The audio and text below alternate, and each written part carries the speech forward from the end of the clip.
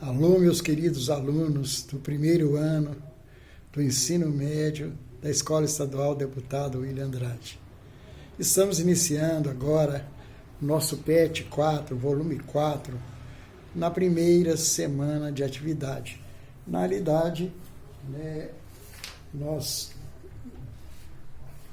estamos aqui para tirar dúvidas de vocês, para ajudá-los a resolver as atividades do PET. Então vamos lá. A matéria que se inicia no seu PET chama-se impulso e quantidade de movimento. Mas vamos entender o que significa essas grandezas. O que significa impulso, o que significa quantidade de movimento. Então vamos iniciar com uma simulação. Nós temos aqui um muro, uma pista, um caminhão, e aqui um fusquinha. Duas perguntas serão feitas. A primeira, os dois vão se deslocar com certa velocidade, a mesma velocidade que esse vai deslocar aqui, ó. Esse também vai deslocar. Primeira pergunta, qual que vai estragar mais o muro? Todo mundo deve pensar, bom, deve ser o caminhão, certo? Que vai estragar mais o muro. O muro igual, os dois com a mesma velocidade, vai bater no muro. A outra pergunta, ao bater no muro, qual dos dois vai estragar mais? A maioria vai falar que é o fusquinha.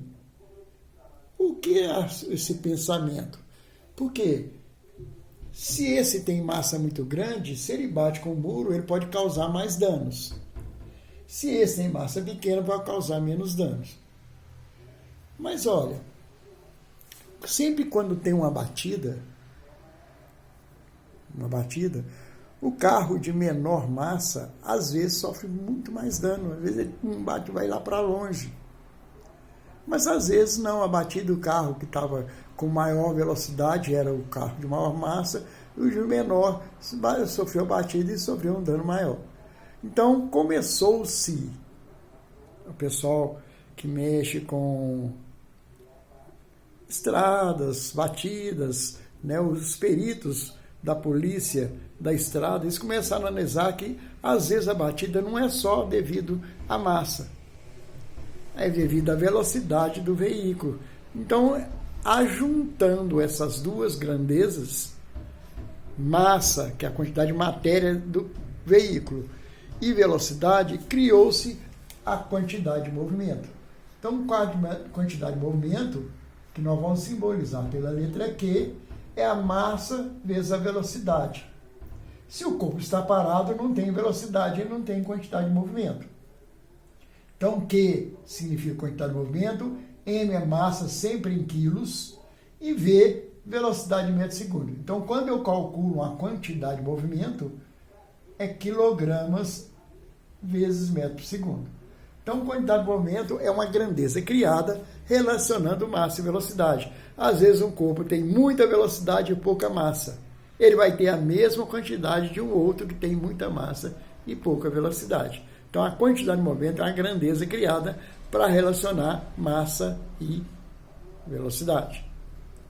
A segunda grandeza que nós afirmamos aqui chama-se impulso. Nós chamamos que impulso, na física, é toda vez que eu aplicar uma força em determinado corpo e em determinado tempo. Existem forças impulsivas, aquela força instantânea. Quando você chuta uma bola, você está dando um impulso, aplicando uma força na bola no intervalo de tempo pequeno. Se você joga sinuca, quando você dá uma tacada na bola, uma bola bate na outra, essa força da batida na bola, ela também tem um pequeno intervalo de tempo. Então, toda vez que eu aplicar um impulso num corpo, eu estou aplicando uma força num determinado tempo, certo? Então, impulso é força vezes tempo. E é impulso medido em newtons vezes segundo, F é força medida em newtons e T é tempo. Então, sempre quando eu quiser calcular o impulso, eu vou ter que usar força vezes o intervalo de tempo. Certo? Bom, qual a relação entre as duas grandezas, entre impulso e quantidade de movimento? Qual a relação? Toda vez que eu aplicar o impulso num corpo,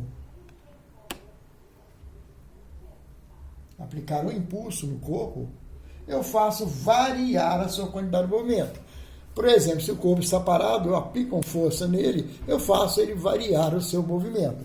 Significa que toda vez que eu aplicar um impulso no corpo, é a massa dele vezes a velocidade final, menos a massa vezes a velocidade inicial. Essa é uma maneira de calcular o impulso, pela variação da quantidade de movimento. Eu sei também que impulso é força vezes tempo. Então, eu posso falar que impulso, que é força vezes tempo, é igual à variação da quantidade de movimento. Outra maneira de calcular o impulso. Eu tenho aqui um gráfico onde aqui eu tenho a força e aqui tempo. Se eu tenho um gráfico, como que eu calculo o impulso? Pela área que está abaixo da reta do gráfico. Nesse caso, se é um triângulo, é base vezes altura dividido por 2. Então, qual o impulso que está acontecendo aqui? É a base, que é 4, vezes a altura, que é 80, dividido por 2, que vai dar 160 newtons. Bom, essa primeira videoaula que eu estou colocando aqui para vocês é simplesmente para você conhecer as duas grandezas da nossa teleaula, da nossa primeira semana do nosso PET. Mas eu vou dar agora a segunda videoaula daqui a pouquinho para vocês poderem fazer as atividades do seu PET. A 1, 2, 3 e 4, que são relativas à nossa primeira semana de atividade. Assistam esse vídeo e logo depois eu postarei o vídeo da segunda aula explicando como você vai resolver as atividades da sua primeira semana do PET volume 4. Tchau, tchau. Beijinho, beijinho.